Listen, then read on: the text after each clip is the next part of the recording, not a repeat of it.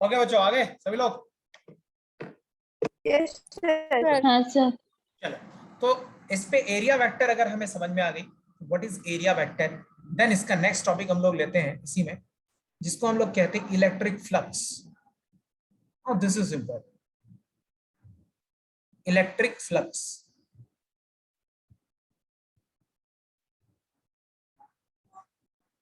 देखो, इसको समझने के लिए थोड़ा सा हमें फिजिकल क्लास में हमें चीजें ज्यादा समझ में आती है वाली, लेकिन उसका अल्टरनेटिव है हमारे पास। मैं अभी तो पढ़ाता हूं, इसके अलावा मैं एक वीडियो दूंगा, और वीडियो जो मेरा वीडियो लेक्चर है, मतलब ये वाला बोर्ड वाला नहीं, और वो फिजिकल वाला टाइप का वीडियो लेक्चर। सर आप लास्ट मीटिंग में कुछ वीडियो के बारे में बोले थे सर, क्या बोला था मुसद्दिका, थोड़ा सा याद दिलाओ मुझे।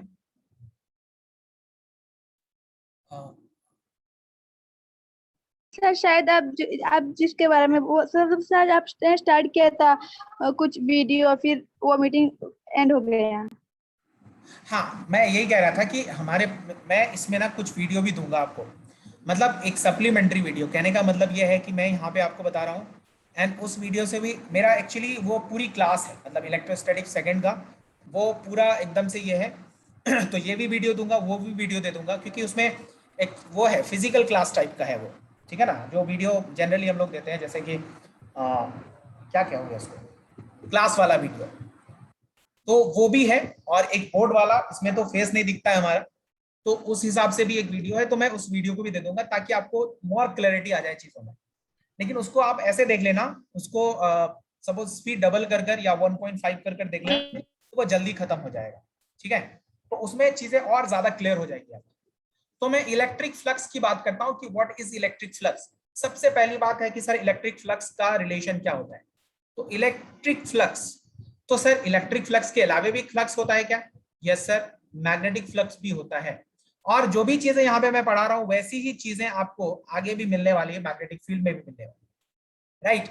तो इस flux phi is equal to E dot A, this is known as E dot A, E dot A, right. This is electric flux, या इसको आप कह सकते हो ई ए कॉस थीटा। ये डॉट प्रोडक्ट है, तो this can also be written as E A cos theta, where theta is the angle between electric field। आपको पता है electric field is a vector quantity, area vector is a vector quantity, अभी अभी मैंने आपको बताया, राइट। तो यहाँ पे जो फ्लक्स हो जाता है, फ्लक्स क्या हो जाता है बच्चों, ई ए कॉस थीटा, राइट। अब एक बात बताओ, flux is a vector quantity और स्केलर क्वांटिटी? फ्लक्स कैसी क्वांटिटी है? फ्लक्स कैसी क्वांटिटी है, वेक्टर है या स्केलर है? स्केलर। स्केलर क्वांटिटी हो गई, क्योंकि ये dot product is scalar product, right. तो फ्लक्स क्या है, बेसिकली कितना इलेक्ट्रिक फील्ड कुछ एरिया से पास कर रहा है, इन दोनों का डॉट प्रोडक्ट फ्लक्स कहलाता है, राइट।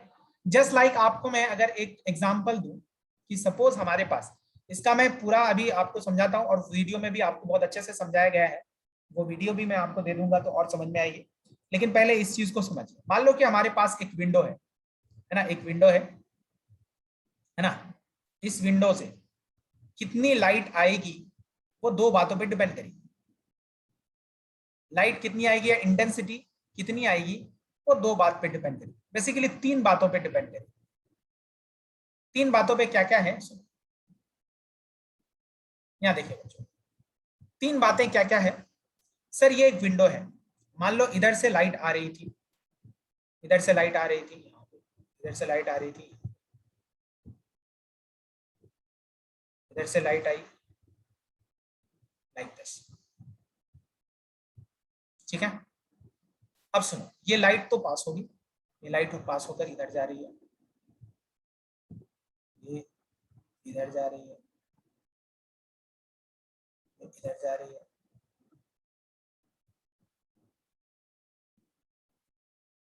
लाइक दिस, ठीक है।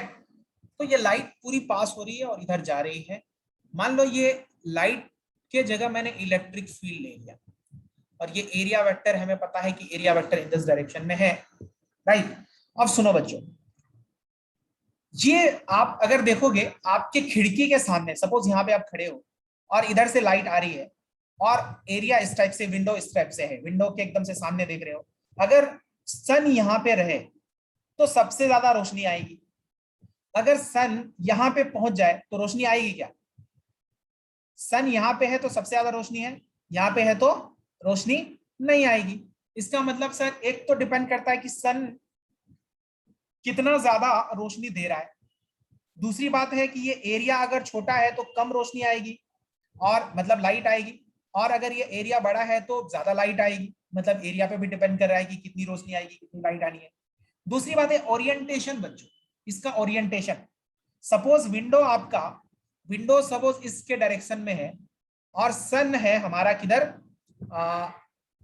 साउथ के डायरेक्शन में, साउथ में है, तो क्या रोशनी आएगी क्या? इससे पास होगी क्या? नहीं पास होगी ना। नहीं, मैं ये कह रहा हूं कि, अच्छा सुनो, मैं दूसरा एग्जांपल बताता हूं, एक दूसरा एग्जांपल बताता हूं। मान लो ये वाटर जेट है ना, ये मान लो वाटर जेट है और ये एक डिस्क है ना, रेक्टेंगुलर, मैंने एक शीट ले लिया, रेक्टेंगुलर शीट है। मान लो इधर से वाटर आकर हिट कर रहा है, वाटर आकर इसमें हिट किया इस एरिया में, तो वाटर आकर हिट होकर जमा होगा, है ना, ये हिट कर ये जमा होगा नीचे। तो ये वाटर को आप इलेक्ट्रिक फील्ड मान लो और एरिया को एरिया वेक्टर मान लो, और जो पानी जमा हो रहा है उसको फ्लक्स मान लो। तो सर अगर नॉर्मली आकर, अगर ये वाटर जेट अगर आकर नॉर्मली हिट कर रहा है, इस पे परपेंडिकुलरली हिट कर रहा है, तो ज्यादा से ज्यादा आकर क्या करेगा, फ्लक्स जमा होगा, यहाँ पे वाटर जमा होगा। और अगर ये वाला डिस्क अगर पैरेलल हो जाए, इसके पैरेलल हो जाए, किसके सर, इस जेट के पैरेलल, तो यहाँ पे वाटर नहीं जमा होगा क्योंकि इसको पास कर जाएगा। मतलब इस टाइप से, यहाँ देखो दो चीजें मैं बताता हूँ आपको। मान लो कि हमारे पास इस टाइप से है और ये वाटर जेट इधर से आ रहा है, मान लो ऐसे आ रहा है, ऐसे आ रहा है, ठीक है। तो यहाँ पे क्या कंडीशन है और इसमें क्या कंडीशन है? सर यहाँ पे कंडीशन ये है कि इलेक्ट्रिक फील्ड तो इधर है और एरिया, इसमें एरिया को क्रॉस ही नहीं कर रहा है, एरिया के पैरेलल जा रहा है, मतलब एरिया वेक्टर के नहीं बल्कि एरिया के पैरेलल जा रहा है। तो यहाँ पे कोई वाटर जमा नहीं होगा, ठीक है ना। जैसे यहाँ देखो, अगर मैं आपसे कहूं, अब दो बातें हैं यहाँ पे, इन्हीं दोनों को मैं लेता हूं यहाँ पे, दो कंडीशन को यहाँ पे, ये है केस 1 हमारा और ये है केस 2, और एक केस 3 लूंगा मैं।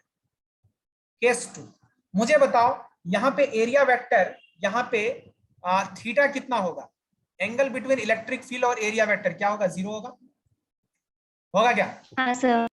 यहाँ पे 0 होगा, है ना, क्योंकि एरिया वेक्टर भी इधर ही के डायरेक्शन में है। This is the area vector, this is area vector, you can say. यहाँ मैं दूसरे कलर से दिखा देता हूँ एरिया वेक्टर को, दिस इज एरिया वेक्टर इधर, है ना, ये हमारा एरिया वेक्टर है और इलेक्ट्रिक फील्ड भी उधर ही के डायरेक्शन में। तो दोनों के बीच का एंगल 0 है, तो 0 है तो इलेक्ट्रिक फील्ड, यहाँ पे इलेक्ट्रिक फ्लक्स कितना होगा बच्चों? अब यहाँ देखो, electric flux for this case, यहाँ देखिए इस केस के लिए 3 केसेस हैं यहाँ पे बेसिकली। इस केस के लिए अगर फ्लक्स देखो तो this flux is equal to EA cos 0, and this is the maximum flux, this is the maximum flux that can be passed through a surface, ये है मैक्सिमम फ्लक्स। जब इन दोनों के बीच का एंगल कितना हो जाएगा, 0 डिग्री हो जाएगा। हाँ बोलो। अच्छा, इस केस में मुझे बताओ कि थीटा की वैल्यू कितनी है, थीटा की वैल्यू कितनी है बच्चों, 90 डिग्री, 90 डिग्री। क्योंकि यहाँ पे अगर एरिया वेक्टर देखोगे आप, तो एरिया वेक्टर हमारा किधर हो सकता है, एरिया वेक्टर हमारा बाहर के डायरेक्शन में हो सकता है या अंदर के डायरेक्शन में हो सकता है। तो एरिया वेक्टर और फील्ड के बीच में एंगल कितना हो जाएगा बच्चों, यहाँ पे एरिया वेक्टर और फील्ड के बीच में एंगल 90 डिग्री हो गया। तो सर यहाँ पे फ्लक्स कितना हो गया हमारा, this flux is EA cos 90 degree. यही चीज मैं बताने की कोशिश कर रहा था, दिस फ्लक्स इज 0 यहाँ पे। नाउ इसका मतलब सर फ्लक्स किन किन बातों पे डिपेंड कर रही है, ये फ्लक्स एक तो इस बात पे डिपेंड करें कि फील्ड कितना है, दूसरा एरिया वेक्टर एरिया कितना है, तीसरा ओरिएंटेशन कहलाता है, तीसरा ओरिएंटेशन कहलाता है ना। ओरिएंटेशन क्या मतलब angle between the area vector and angle between the area vector and बोलो electric field, area vector and electric field. जैसे केस 3 देखो, electric field. Case 3, yes case 3 जो मैंने आपको वहां पे फॉर्मूला लिखा, let theta is equal to theta ही है, तो एरिया वेक्टर हमारा कितना हो जाएगा, मान लो कि हमारे पास कैसे ले लो इसको मैं, अगर मैं सर्कल लेता तो उसमें ज्यादा आसान होता फाइंड करना दिखाना, क्या ठीक है। यहाँ पे बताओ, मान लो इलेक्ट्रिक फील्ड हमारा इन दिस डायरेक्शन है, ये देख लो, मान लो ये वाला इधर है राइट, और इलेक्ट्रिक फील्ड मान लो इन दिस डायरेक्शन ऐसे है।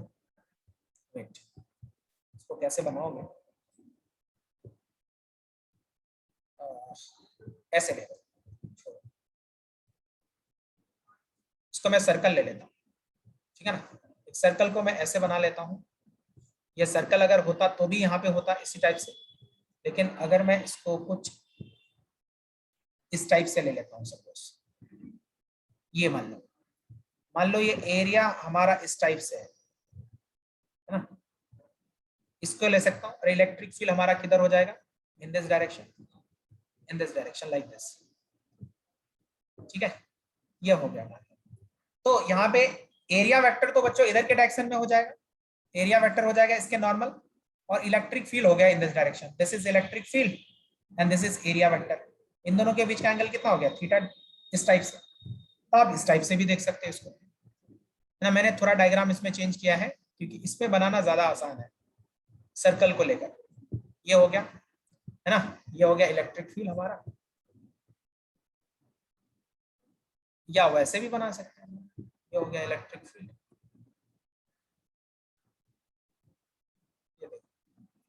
ये हो गया electric field in this direction, ये वाला, ठीक है। या फिर आप इसको रेक्टेंगल भी लेकर बना सकते हो, जैसे मान लो जो रेक्टेंगल हमने लिया है ना, उस टाइप का अगर रेक्टेंगल मैं ले लेता हूं इधर ऐसे, ऐसे लेकर, तो भी हम कर सकते हैं इसका। ये एक रेक्टेंगल है, मान लो इलेक्ट्रिक फील्ड हमारा इन दिस डायरेक्शन है लाइक दिस, इधर हो गया, इधर हो गया, इधर हो गया, और इधर हो गया लाइक दिस,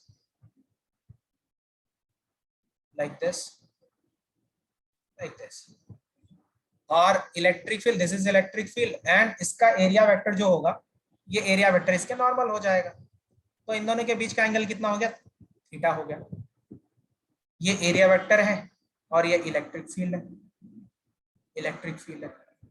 तो इस डायग्राम को मैं आप ऐसे भी दिखा सकते हो, ठीक है ना। ये हमारा केस 3 मान लो, यही हमारा केस 3 है जिसमें थीटा इज इक्वल टू कितना है, थीटा है। तो यहाँ पे इलेक्ट्रिक फील्ड कितना हो जाएगा बच्चों, यहाँ पे सॉरी फ्लक्स कितना हो जाएगा, this flux is equal to, this flux is equal to E A cos theta, E A cos theta, खत्म कर। तो अब मुझे एक बात बताओ, अब सुनो, अब यहां तक बातें समझ में आई या नहीं आई, यहां तक आई समझ, सारी बातें समझ में आई, कैसे हो रहा है, कैसे किधर हो रहा है, क्या हो रहा है, ये आई थिंक सभी को समझ। ओके चलो बच्चों, ओपन सरफेस में इलेक्ट्रिक फील्ड इनवर्ड भी हो सकता है और आउटवर्ड भी हो सकता है। हाँ, इलेक्ट्रिक फील्ड ओपन सरफेस में एक तरफ से एंटर करेगा, दूसरी तरफ से लीव करेगा, है ना, मतलब पास करेगा, सिंपल सी बात है। जैसे आपके विंडोज से लाइट आती है, सनलाइट आती है, वैसे ही है ना। एरिया वेक्टर आप ओपन सर्किट सरफेस में दोनों साइड में ले सकते हो, है ना। जैसे मैंने इस वाले डायग्राम में आपको बताया, कहाँ गया, अच्छा उसमें चला गया, पीछे वाले। तो ये चीज है। ओके बच्चों, अब सुनो ना, मैं एक क्वेश्चन लेता हूं एंड फ्लक्स फाइंड करने की कोशिश करते हैं हम लोग। क्वेश्चन इज लाइक, मान लो कि हमारे पास एक सर्कुलर डिस्क रखा हुआ है, सर्कुलर डिस्क कुछ इस टाइप से रखा हुआ है, इस डिस्क को हम लोग हाँ चलो ऐसे दिखा देता हूँ। मान लो इधर के डायरेक्शन में ये है, ठीक है ना, और इलेक्ट्रिक फील्ड हमारा आ रहा है इन दिस डायरेक्शन। मान लो इलेक्ट्रिक फील्ड यहां से इधर है,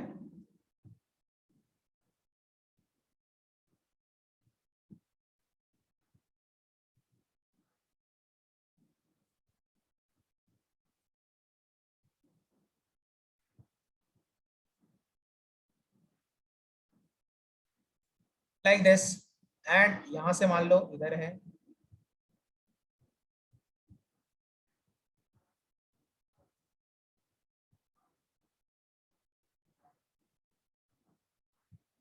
ठीक है ना, और ये है हमारा area vector in this direction,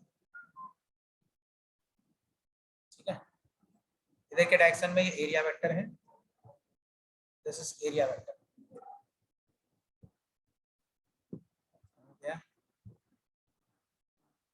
इधर मान लो एरिया वेक्टर, ठीक है। ये है एरिया वेक्टर, ये एंगल है मान लो 60 डिग्री, और इधर है इलेक्ट्रिक फील्ड, मान लो ये है इलेक्ट्रिक फील्ड हमारा, इलेक्ट्रिक फील्ड ई है, और इस डिस्क का रेडियस है, मान लो इसका रेडियस है R, radius is R. Find flux passing through, find flux passing through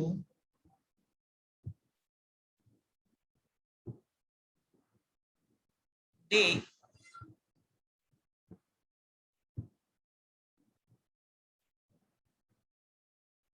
surface, through the given surface. E pi r square by 2. कितना हो जाएगा बताओ? E pi r square by E pi r square by 2, E pi r square by 2, सभी लोग कह रहे हैं yes sir. Yes, sir. Yes sir, good. तो बच्चों सुनो, इट्स वेरी सिंपल सर। यहाँ पे हम लोग क्या कर सकते हैं, हमारे पास फ्लक्स इज इक्वल टू क्या हो जाता है, flux is equal to E ए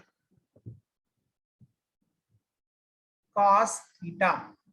ई है हमारे पास ई, और एरिया कितना है pi r square into cos 60 degree. कितना हो जाएगा बच्चों, E pi r square by 2, this is the flux, this is the answer. खत्म कहानी। तो फ्लक्स फाइंड करना आ गया हमें। चलो नेक्स्ट क्वेश्चन लेता हूं मैं। नेक्स्ट क्वेश्चन इज लाइक, चलो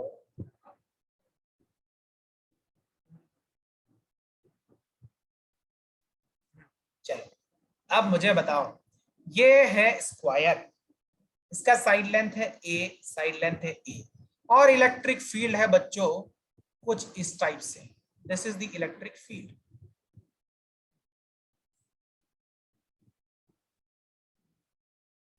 ठीक है ना, लाइक ऐसा, लाइक ये यूनिफॉर्म इलेक्ट्रिक फील्ड है, ये मान लो ये इलेक्ट्रिक फील्ड है, और ये एंगल, दिस एंगल हॉरिजॉन्टल के साथ ये बना रहा है 60 degree. Find flux,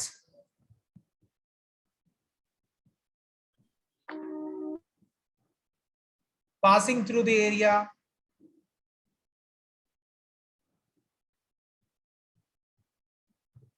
the given area,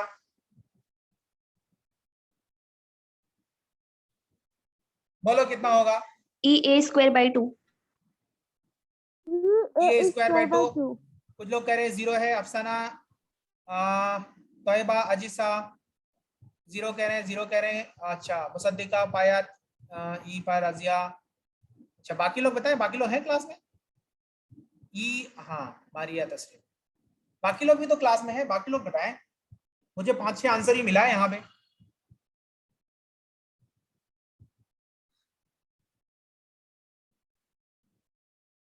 okay चलो बच्चों सुनो, ध्यान से सुनना,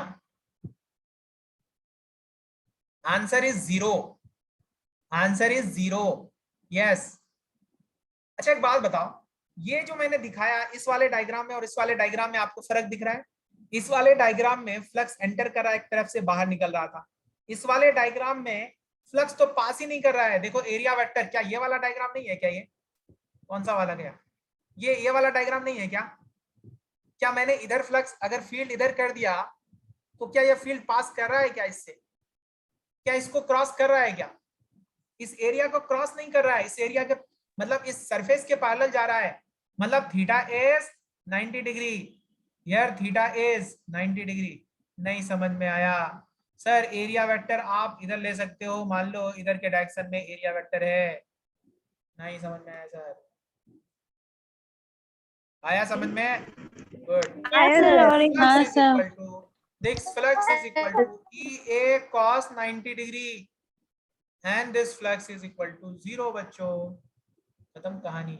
एंड आपको यकीन नहीं होगा, ये क्वेश्चन नीट का पूछा हुआ क्वेश्चन, ये क्वेश्चन नीट का पूछा हुआ क्वेश्चन है, ठीक है ना? इलेक्ट्रिक फील्ड में लिया है या मैग्नेटिक फील्ड के केस में लिया है, एग्जैक्टली मुझे ध्यान नहीं है, लेकिन ये क्वेश्चन है। एक बार मुझे चेक करने दो, मैं आपको बताता हूँ अभी अभी। अच्छा एक क्वेश्चन और देता हूँ बेसिकली, उसके बाद मैं इस क्वेश्चन को चेक करता हूँ कि कब पूछा गया था, फिर मैं आपको ईयर भी बता दूंगा। अच्छा मान लो कि यहीं पे हमारे पास एक और है क्वेश्चन। मान लो ये एक क्यूब है बच्चों, है ना? It's a cube, it's a cube, है ना? ये क्यूब है,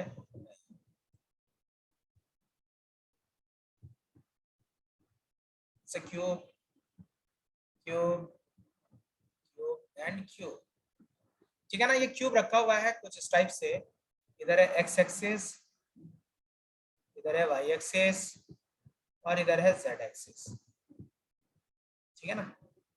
इसकी साइड लेंथ है बच्चों a, cube of side length a, cube, है ना? से क्यूब। और एक इलेक्ट्रिक फील्ड गिवन है, इलेक्ट्रिक फील्ड क्या गिवन है? ई नॉट आई कैप, मतलब इलेक्ट्रिक फील्ड आई के डायरेक्शन में है, एक्स के डायरेक्शन में है। तो आपसे पूछा जा रहा है find net flux passing through the cube, find net flux passing through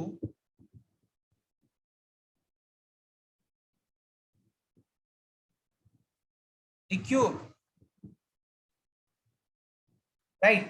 इस पूरे क्यूब से कितना फ्लक्स पास करेगा, that you need to find out बच्चों, प्लीज डू इट। कितने बजे? अरे टाइम ज्यादा हो गया क्या हमारा? ये HW ले लो। Sir 2EA। कितना? 2EA। नो बच्चों, एक बार ध्यान से देखना और एक बार चेक करो, मैंने HW दिया 0, मारिया तस्वीर, इट्स 0। वाई 0? एक बार बता दो मुझे। अरे तो बहुत टाइम हो गया मेरा, अभी 10 मिनट में क्लास स्टार्ट होने वाली है दूसरी। बोलो, मजा आ गया?